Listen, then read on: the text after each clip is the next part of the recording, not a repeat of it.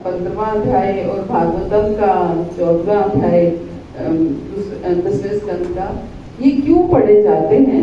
क्योंकि दोनों में ही एक तरह से 15वें अध्याय में भी हमने क्या मुख्य क्या पढ़ा, क्या जिस्ट निकल के आया बताइए। हमने पूरा अध्याय पढ़ लिया है।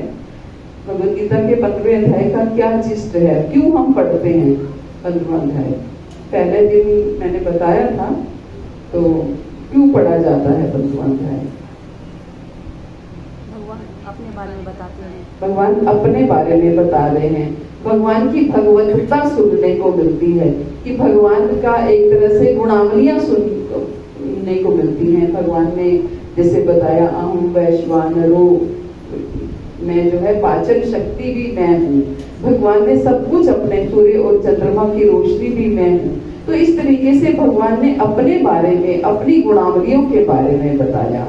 और अब इस भागवत के इस अध्याय में भगवान ब्रह्मा जी भगवान की गुणावलियों के बारे में बता रहे हैं। एक तरह से उसमें भगवान की भगवत्ता को स्वीकार किया गया अर्जुन के माध्यम से, और यहाँ पर ब्रह्मा जी भगवान की भगवत्ता को स्वीकार कर रहे हैं।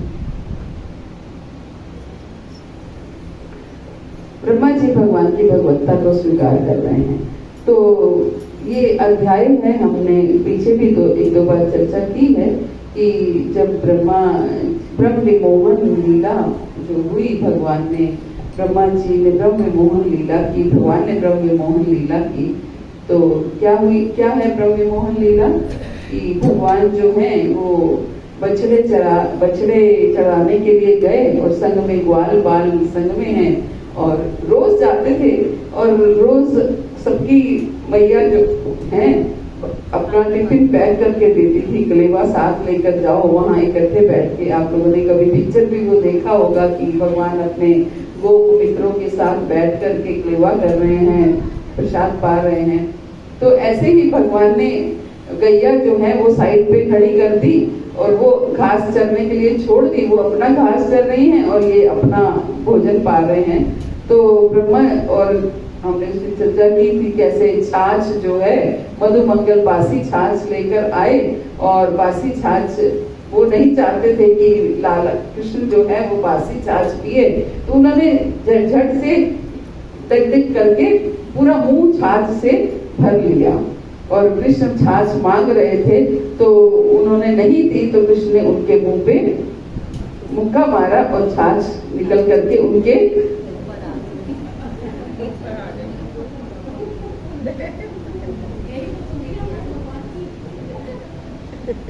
छाछ निकल करके कृष्ण के मुंह पर गई। देखो भगवान, हमें सुन के भी कैसा लग रहा है, और भगवान जो है अपने भक्तों के मुख से निकाल करके खाते हैं। तो ये सब ब्रह्मा जी के, इसमें कोई माता जी ने ऐसा किया तो कोई बहुत बड़ी बात नहीं है, किसी के भी मन में ये भाव आ सकता है। ब्रह्मा जी के मन में जब आया तो हमारे मन में क्यों नहीं आ सकता? तो ब्रह्मा जी को भी ये देख के बड़ा वो लगा कि ये कैसे भगवान है, ये भगवान है भी या नहीं है, क्या है ये? क्योंकि ब्रह्मा जी ने तो अभी तक तो भगवान का चतुर्भुज रूप देखा था। भगवान, उन्होंने ये द्विभुज रूप भगवान का नहीं देखा था। हालांकि जब भगवान इस भौतिक जगत में आते हैं तो जो सारे देवी देवता फूल बरसाते हैं। पहले जब जैसे देवकी मैया गर्भस्थ हुई तो तब भी सारे देवी देवताओं ने फूल बरसाए, और सब, और भगवान जब आए इस भौतिक जगत में तब भी सब देवी देवता जो है प्रसन्न हुए और दर्शन के लिए आए। लेकिन फिर भी जो माया है, क्योंकि देवी देवता भी क्या है, भौतिक है, देवी देवता भी आध्यात्मिक नहीं है। उनके ब्रह्मा जी का लोक कहाँ है? इन भौतिक लोकों में ब्रह्मा जी का लोक है। आ जाइए, बैठ जाइए।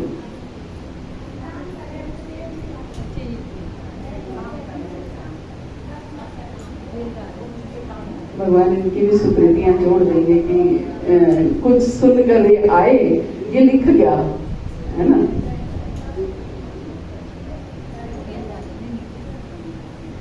तो ब्रह्मा जी ने जो है वो उनको चतुर्भुज रूप में ही देखा, क्योंकि ब्रह्मा जी तो भौतिक, हमारे 14 लोक हैं, 14 भौतिक लोक हैं। 7 भूमि के नीचे 6 भूमि के ऊपर, और जो सबसे टॉप मोस्ट लोक है वो कौन सा है? ब्रह्मा जी का लोक है। यानी कि ब्रह्मा जी का लोक भी भौतिक है। तो ब्रह्मा जी तो देवताओं के सुप्रीम हैं। जब वो भौतिक लोकों में रहते हैं तो बाकी सारे देवता कहाँ रहते हैं? स्वर्ग में रहते हैं। तो स्वर्ग से ऊपर सारे जो लोग हैं वो सारे एक तरह से स्वर्ग ही हैं। भूत भवर स्वर्ग, महर, जनस, तपस और सर्वोच्च लोक, ये सारे लोग जो हैं एक तरह से स्वर्ग की ही कैटेगरीज हैं। जैसे ये थोड़ा कम लेवल का स्वर्ग, ये उच्च लेवल का स्वर्ग, ये और उच्च लेवल का स्वर्ग, ये इस तरीके से कुछ अलग अलग तरह के स्वर्ग हैं। तो वो स्वर्ग ब्रह्मा जी जो हैं वहाँ सर्वोच्च लोक में रहते हैं और साथ में वो स्वर्ग में रहते सारे देवी। तो इसलिए हैं तो सारे भौतिक ही, तो भौतिक लोग हैं। तो इसलिए जो बुद्धि है वो भी भौतिक है ना, भौतिक। जबकि ब्रह्मा जी तो एक तरह से भगवान के परम भक्त हैं, भगवान के एक तरह से पुत्र हैं। लेकिन फिर भी संशय आ गया, और संशय आया तो ये मन में आया कि भगवान लगते नहीं हैं। तो ब्रह्मा जी ने क्या किया कि उनके बछड़े और गैया सब चुरा लिए और चुरा करके एक जगह पर छिपा लिए। तो 1 साल जो है वो बछड़े वहीं पर रहे। हालांकि ब्रह्मा जी का वो एक पल था, ब्रह्मा जी का एक पल था, लेकिन हम लोगों का 1 साल था। तो 1 साल, क्योंकि और भगवान तो भूलोक पे थे उस समय, तो भगवान के लिए 1 साल था, ब्रह्मा जी के लिए 1 पल था। तो वो 1 साल तक बछड़े और गैया जो है वहीं रहे। अब 1 साल तक कृष्ण कैसे जाकर के अपने उनको जवाब दे कि मैं जो अपने मित्र लेकर के गया था वो कहाँ गए। तो भगवान ने अपना विस्तार किया और अपना विस्तार करके जितने गैया थे, जितने बछड़े थे और जितना ग्वाल बाल थे वो सब भगवान जो हैं वो बने। और भगवान सारी मैया को सारे जो ग्वाल बाल थे उनकी मैया जो थी उन सबको बड़ा लाड आ रहा है, बड़ा प्रेम आ रहा है कि आज तो हमें अपने बच्चों पे बड़ा प्रेम आ रहा है। इतने बड़े बड़े बच्चे, उनको भी स्तनों में दूध आ गया है ना। कृष्ण को देखकर स्तन आप्लावित हो गए और स्तनों में दूध आ गया। और गैया भी अपने बछड़ों को चाट रही हैं उस दिन कि हाँ आज बछड़े कृष्ण जो हैं, है ना, जिन के भी हृदय में ये था कि कृष्ण हमारा पुत्र बने, कृष्ण के साथ हमारा वात्सल्य का संबंध हो, तो उनकी आज भगवान ने इच्छा पूर्ण की है ना, इच्छा पूर्ण की है। कहते हैं वही समय था जब सारी ब्रज की कन्याओं का विवाह किया गया, ब्रज की सारी कन्याओं का विवाह किया गया। वही समय था, वो 1 साल के पीरियड में सारी ब्रज की कन्याओं का विवाह कर दिया गया। क्योंकि ब्रज की कन्याओं का विवाह भी किनसे हुआ? सारे ब्रज के बालकों से हुआ। और जो ब्रज के बालक थे वो कौन थे? कृष्ण थे, है ना। तो इसलिए सबका विवाह कृष्ण से हुआ, क्योंकि उन सब की इच्छा थी कि वो कृष्ण से विवाह करें। तो भगवान ने इस तरीके से इस लीला के माध्यम से उनके साथ विवाह किया। और कहा यह जाता है कि कृष्ण ने पराई स्त्रियों के साथ रास लीला की। कोई भी पराई स्त्री नहीं थी, सब उनकी अपनी स्त्रियां थी। हम सब, कोई पूरे ब्रह्मांड में कोई भी पुरुष नहीं है, सब स्त्रियां हैं, केवल कृष्ण ही एकमात्र पुरुष हैं। इसलिए हम सब स्त्रियां हैं, तो हम सब कृष्ण की ही सखियां हैं, कृष्ण की ही एक तरह से हम उनकी ही धरोहर हैं, है ना। तो इसलिए ये हम इसलिए क्या कहते हैं कि रास लीला के प्रसंग तक पहुंचने से पहले हमें पहले भागवत को पूरा पढ़ना चाहिए। एक्चुअली जो हम 7 दिन की भागवत सुनते हैं उसमें हमें रस तो बहुत आता है, भजन सुना दिए जाते हैं, गा दिया जाता है, नाच लिया जाता है, रस तो आता है, लेकिन वो रस बड़ा खतरनाक होता है। और उस 7 दिन की भागवत को सुनने के बाद हम क्या लेके जाते हैं ये हम सब जानते हैं। कभी 7 दिन की भागवत सुनने के बाद हम कुछ सीख के आते हैं वहां से। पूरी भागवत भी हमने कितनी बार वो 7 दिन की भागवत सुनी होगी? कितने लोगों ने सुनी है? सबने ऑलमोस्ट सुनी है, लेकिन हमें अभी तक भी भागवत का तथ्य नहीं पता होगा कि भागवत सिखाना क्या चाहती है।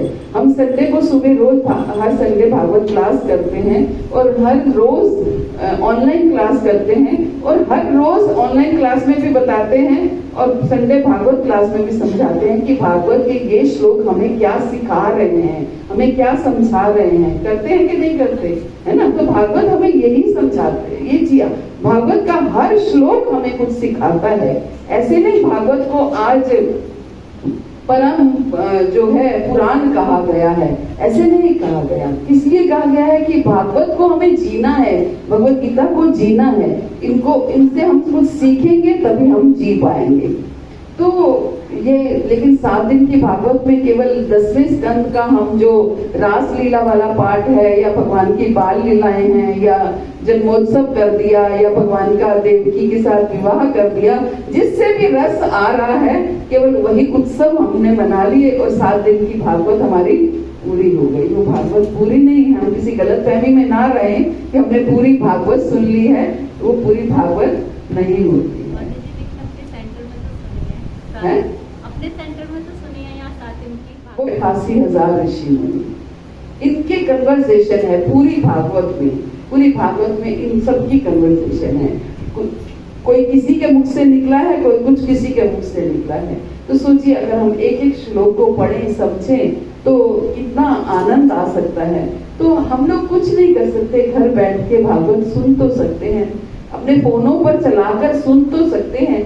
क्या जाएगा, उससे कुछ नहीं जाने वाला है, केवल आपको कुछ प्राप्त ही होगा, कुछ जाएगा नहीं। ना आपकी फीस लग रही है, ना आपका समय लग रहा है। किचन में काम करते हुए, कुछ भी करते हुए आप चला के रख दीजिए और उस भागवत को सुनिए। कुछ तो आप प्राप्त करेंगे, कुछ तो सुनेंगे, है ना। तो ये आप प्लीज पुरुषोत्तम मास में ये गेन करके जाइए। कम से कम यहाँ सेंटर में आने में आपका आलस्य है या आपको थोड़ी कठिनाई होती होगी या दूर से आते होंगे, तो घर में बैठ के तो आप सुन ही सकते हैं। हमें उससे कोई लाभ होने वाला नहीं है। आप कहीं सोचे कि हमें उससे कोई लाभ हो रहा है, हम तो क्लासेस कर ही रहे हैं और हमारी क्लासेस में ऑलरेडी काफी लोग आते हैं। कितने लोग आते हैं? 100, 125, 130 लोग होते हैं ऑलरेडी। तो आप लोग भी आएंगे तो आप भी, जो काम तो हो ही रहा है, सुना तो हम रहे ही हैं। कुछ स्पेशल आपके लिए नहीं सुनाना है, मैं तो किसी के लिए भी नहीं सुनाती हूँ, मैं केवल अपने लिए सुनाती हूँ। क्योंकि मैं खुद जब पढ़ती हूँ और कोई मुझसे प्रश्न पूछता है, आप खुद पढ़िए और आप किसी को पढ़ाने के लिए पढ़ेंगे तो दोनों में अंतर होता है। कई बार पढ़ाते पढ़ाते मेरे भी कंसेप्ट क्लियर होते हैं।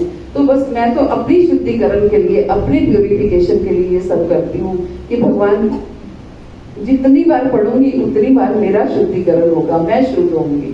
तो आप भी साथ साथ शुद्ध होइए। अकेली मैं शुद्ध क्यों हूँ, आप भी साथ साथ होइए तो अच्छा लगेगा, है ना। तो ये ब्रह्मा जी, अब ये अध्याय हम इसलिए पढ़ते हैं कि ब्रह्मा जी जो हैं अब भगवान को बछड़े उन्होंने वापिस कर दिए। भगवान की 1 साल हो गया, कृष्ण ने कुछ पता ही नहीं किया। किसी ने, कोई माँ रोती हुई नहीं आई, कोई जिनकी गैया थी कोई वो रोते हुए नहीं आए कि हमारे बछड़े कहाँ गए, हमारे बच्चे कहाँ गए।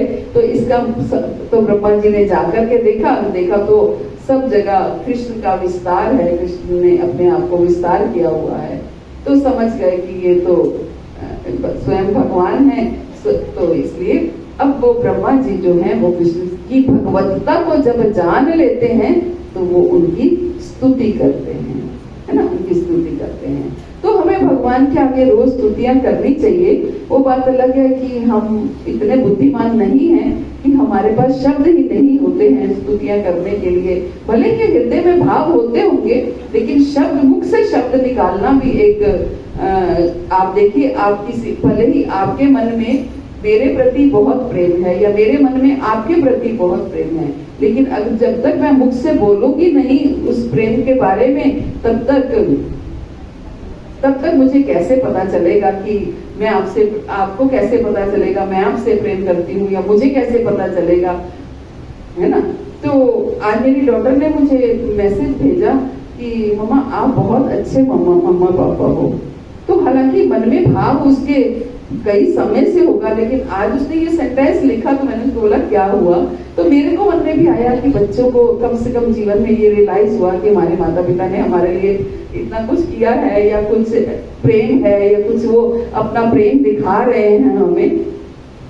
तो इस तरीके से हम इजहारे मोहब्बत जब करते हैं तो दूसरा व्यक्ति प्रसन्न होता है ना। जिसको भी हम अब बताते हैं कि हम आपके अंदर ये गुण है, आप ये चीज बोल, एक आप अच्छा खाना बनाते हैं, आपके पति आपको कहें कि तुम ये बहुत अच्छा बनाती हो, तुम घर बहुत अच्छा साफ रखती हो, तुमने मैनेजमेंट बहुत अच्छी की है, तो आपको क्या लगता है? कितना अच्छा लगता है। तो ऐसे ही जब हम भगवान की गुणावलियों को गाते हैं, भगवान की स्तुतियां करते हैं, तो भगवान को भी अच्छा लगता है, भगवान भी प्रसन्न होते हैं। और हमारा लक्ष्य क्या है? भगवान को प्रसन्न करना। बस स्तुति, कोई भी स्तुति गाने के लिए हमारे मन में कोई भौतिक इच्छा नहीं होनी चाहिए, बस यही भाव होना चाहिए कि मैं ये गाऊंगी या ये पढ़ूंगी या ये सुनाऊंगी तो भगवान प्रसन्न होंगे, है ना, भगवान प्रसन्न होंगे। तो मैं ज्यादा बोलती हूँ कुछ, तो ज्यादा समय मैंने इसी में निकाल दिया है, तो एक ज्यादा नहीं 2-3 श्लोक हम कर लेते हैं जल्दी जल्दी। तो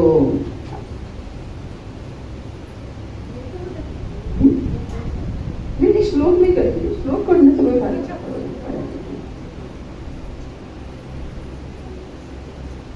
ब्रह्मा ने कहा, हे प्रभु, आप ही एकमात्र पूज्य भगवान हैं, अतः आपको प्रसन्न करने के लिए मैं आपको सादर नमस्कार करता हूँ और आपकी स्तुति करता हूँ। हे ग्वार नरेश पुत्र, आपका दिव्य शरीर नवीन बादलों के समान गहरा नीला है, आपके वस्त्र बिजली के समान दीप्यमान हैं और आपके मुखमंडल का सौंदर्य गुंजा के बने आपके कुंडलों से तथा सिर पर लगे मोर पंख से बढ़ जाता है। अनेक वन फूलों तथा पत्तियों की माला पहने तथा लकुटी, श्रृंग और वंशी से सज्जित आप अपने हाथ में भोजन का कोर लिए हुए सुंदर रीति से खड़े हुए हैं। क्या कर रहे हैं? भगवान के सौंदर्य के बारे में बता रहे हैं कि आप कितने सुंदर दिखते हैं, आपका नीला रंग, आपके वस्त्र बिजली के समान चमक रहे हैं, गुंजा के फूल आपके कुंडल, बालों के कुंडल हैं, मोर पंख से सजे हुए हैं और वन फूल पत्तियों की माला लकुटी आपने पहन रखी है और आपके हाथ में क्या है? भोजन का कोर है। हाथ में भगवान भोजन का, कोई प्लेट सिस्टम नहीं था पहले, ऐसे हाथ में ही लेके खा लेते थे। तो आप जब हाथ में ही लेके बैठे, भोजन लेके बैठे हैं, तो आप बहुत सुंदर दिख रहे हैं। तो ये पढ़ने से हम भी भगवान को विजुअलाइज कर सकते हैं, भगवान को देख सकते हैं, भगवान को महसूस कर सकते हैं कि भगवान कैसे दिखते होंगे। आगे कहते हैं, हे प्रभु, ना तो मैं ना ही अन्य कोई आपके इस दिव्य शरीर के सामर्थ्य का अनुमान लगा सकता है। ना तो मैं अनुमान लगा सकता हूँ कि आपका ये शरीर दिव्य है, क्योंकि मैं तो खुद ही संशय में आ गया, आपके इस बाल रूप को देखकर मैं खुद ही संशय में आ गया। तो ना तो मैं अनुमान लगा सकता हूँ, ना ही कोई और इसका अनुमान लगा सकता है जिसने मुझ पर इतनी कृपा दिखाई है। आपका शरीर आपके शुद्ध भक्तों की इच्छा पूरी करने के लिए प्रकट होता है।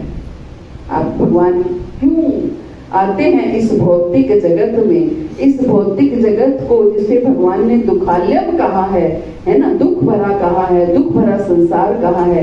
उस दुख भरे संसार में भगवान स्वयं एक मानव रूप, नर लीला करने के लिए आते हैं। किस लिए आते हैं? भगवद गीता कहती है, परित्राणाय साधूनां विनाशाय च दुष्कृतां धर्म संस्थापनार्थाय संभवामि युगे युगे, है ना। दुष्टों का संहार करने के लिए और भक्तों की रक्षा करने के लिए भगवान आते हैं। यदा यदा ही धर्मस्य ग्लानिर्भवति भारत, जब जब धर्म की हानि होती है तब तक भगवान आते हैं। क्या सच में भगवान इसीलिए आते हैं? क्या दुष्टों का संहार भगवान अपने धाम में बैठकर नहीं कर सकते? भगवान के अंदर इतनी शक्ति नहीं है कि अपने धाम में भगवान तो पलक झपका के सब कुछ कर सकते हैं। लेकिन भगवान किस लिए आते हैं? भगवान अपने शुद्ध भक्तों को प्रेम देने के लिए, उनके साथ खेलने के लिए, उनके साथ उनकी इच्छाएं पूरी करने के लिए, उनके साथ जो है प्रेम का आदान प्रदान करने के लिए आते हैं। ये यथामा प्रत्यन्ते तासते वजाम्यहम् मम धर्मानुवर्तन्ते मनुष्या पार्थ। जो जिस भाव से आता है, भगवान कहते हैं मैं उस भाव से भक्त ने इच्छा की कि मुझे कृष्ण पति रूप में चाहिए, किसी ने इच्छा की मुझे कृष्ण पुत्र रूप में चाहिए, तो भगवान उन सब शुद्ध भक्तों की इच्छाओं को पूरी करने के लिए आते हैं। तो ब्रह्मा जी क्या कह रहे हैं कि आपका शरीर आपके शुद्ध भक्तों की इच्छा पूरी करने के लिए प्रकट होता है। यद्यपि मेरा मन भौतिक कलाकलापों से, कार्यकलापों से पूरी तरह विरत है, तो भी मैं आपके साकार रूप को नहीं समझ पाता। हालांकि मेरा मन जो है, ब्रह्मा जी जो है, एक तरह से परम पुरुष है ना, एक तरह से पहले पुरुष हैं, तो भी ब्रह्मा जी कह रहे हैं मेरा मन जो है भौतिक कार्यकलापों से अलग है, लेकिन फिर भी मैं संशय में आ गया, फिर भी मैंने आपके साकार रूप को मैं समझ नहीं सका। तो भला मैं आपके ही अंतर में आपके द्वारा अनुभूत सुख को कैसे समझ सकता हूँ। मैं आपके इस स्वरूप को, मैं भले ही प्रथम पुरुष हूँ, लेकिन फिर भी मैं आपके इस रूप को, इस भौतिक रूप को मैं समझ नहीं पाया। तो भला लोग कैसे समझेंगे, क्योंकि आपकी माया जो है वो चारों तरफ फैली है। वो माया कैसे हो जाती है, कैसे एंटर कर जाती है हमारे भीतर में, हम समझ में नहीं पाते हैं। और ऐसा घुमा देती है माया कि हम कुछ नहीं समझ पाते हैं। केवल हाड मास के इस चेहरे को देखकर ही हम खुश होते रहते हैं। इतना सुनेंगे कि हम शरीर नहीं है, हम आत्मा है, फिर भी हम भूल जाते हैं। ये माया ही तो है, जो माया ही है हमें बार बार भुलाती है, माया ही हमें बार बार भरमाती है। रोज हम देखते हैं इतने लोगों की मृत्यु हो रही है, लेकिन फिर भी हम भूल जाते हैं कि हमें भी मरना है ना, फिर भी भूल जाते हैं। तो यही ब्रह्मा जी समझा पा रहे हैं, 2 ही श्लोक कर पाए। तो इस माया से बचने का हम प्रयास करें, इस माया से कैसे हम बच पाएं, कि ताकि भगवान की भगवत्ता को समझ पाएंगे। माया ही है जो हमें, हमारे अंदर दोष दृष्टि पैदा करती है। ये माया ही है हमारे अंदर जो हमें, जो अच्छी चीजें कम समझ में आती हैं और बुरी चीजें हमें जल्दी नोटिस में आती हैं, है ना, ये माया ही है। तो इस माया से हमें बचना है। जब ब्रह्मा जी नहीं बच पाए तो हमें प्रयास, लेकिन घर बैठ के अगर करेंगे तो क्या होगा, थोड़ा समय करेंगे फिर ये सब छूट जाएगा। तो कैसे माया से बचना है, भक्त हमें बचा करके ले जाते हैं, खींच करके ले जाते हैं। तो इसी माया का प्रभाव है जो हम जल्दी जल्दी भूल जाते हैं और जल्दी जल्दी संशय करते हैं, भगवान पे संशय करते हैं, भक्तों पे संशय करते हैं। ये माया का प्रभाव है ना। ये माया तेरी बहुत कठिन है राम, ये माया तेरी बहुत कठिन है, ये माया तेरी बहुत कठिन है राम, ये माया तेरी बहुत कठिन है राम, ये माया तेरी बहुत कठिन है राम, ये माया तेरी बहुत कठिन है। रक्त मांस हड्डी के शेर पे चढ़ा हुआ है जाम, रक्त मांस हड्डी के ढेर पे चढ़ा हुआ है जाम, रक्त मांस हड्डी के ढेर पे चढ़ा हुआ है जाम। देख इसी की सुंदरता हो जाती नींद हराम, ये माया तेरी बहुत कठिन है राम, ये माया तेरी बहुत कठिन है। सुंदरता को देख के कैसे प्रलोभित हो जाते हैं, बड़े बड़े ऋषि मुनि इसको देख करके डगमगा जाते हैं। कोई सुंदर स्त्री देखो, कोई सुंदर पुरुष देखो, तो कैसे माया उस समय भरमाती है। रक्त मांस हड्डी के ढेर पे चढ़ा हुआ है जाम, रक्त मांस हड्डी के ढेर पे चढ़ा हुआ है जाम। देख इसी की सुंदरता हो जाती नींद हराम, ये बहुत कठिन है राम, ये माया तेरी बहुत कठिन है। करता नित्य विरोध क्रोध का कहता बुरा परिणाम, करता नित्य विरोध क्रोध का कहता बुरा परिणाम। होता क्रोधित स्वयं को होती वाणी बिना लगाम, होता क्रोधित स्वयं तो होती वाणी बिना लगाम। इसको समझ में आया? क्या समझ में आया? जब गुस्सा आता है तो कंट्रोल ही रहता है जुबान पे, जब आगे लगा होता है। वैसे ये हर कोई कहता है क्रोध करना अच्छा नहीं है, हर कोई क्रोध का विरोध करता है, इतना गुस्सा अच्छा नहीं है। दूसरों को हम भाषण देने के लिए कहते हैं ना गुस्सा करना अच्छा नहीं है, लेकिन जब स्वयं क्रोध आता है तो वाणी क्या हो जाती है? बिना लगाम की हो जाती है। तो क्या है ये माया तेरी बहुत कठिन है राम, ये माया तेरी बहुत कठिन है। मृत्यु देखता है औरों की रोज सवेरे शाम, मृत्यु देखता है औरों की रोज सवेरे शाम।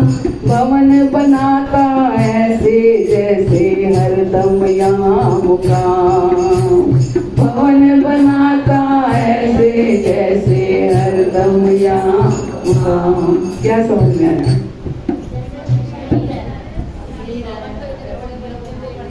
रोज सुबह शाम हम देखते हैं इतने लोग मर रहे हैं, फिर भी हम सोचते हैं ये इकट्ठा कर लो, वो इकट्ठा कर लो, काम आएगा, आगे काम आएगा। एक घर, दो घर, छोटा घर, बड़ा घर, इन्हीं में ही। तो कैसे भवन बनाता ऐसे जैसे हरदम यहाँ मुकाम, ये माया तेरी बहुत कठिन है राम, ये माया तेरी बहुत कठिन है राम, ये माया तेरी बहुत कठिन है राम, ये माया तेरी बहुत कठिन है राम, ये माया तेरी बहुत कठिन है राम, ये माया तेरी बहुत कठिन है राम। तो भगवान ने क्या उत्तर दिया है इसका कि कौन मेरी माया को पार कर सकता है। मामेव ये प्रपद्यन्ते माया में ताम तरंती थे, जो मेरी शरण में आ जाता है वो इस माया को पार कर जाता है। तो जब शरण में चले जाएंगे तो धीरे धीरे माया समझ में आने लगेगी, जब समझ में आएगी तो हम इसको आसानी से क्रॉस कर पाएंगे। हरे कृष्णा। श्री प्रभुपाद की जय, गुरु महाराज की जय, हम सब भक्तों की जय। हरे कृष्ण।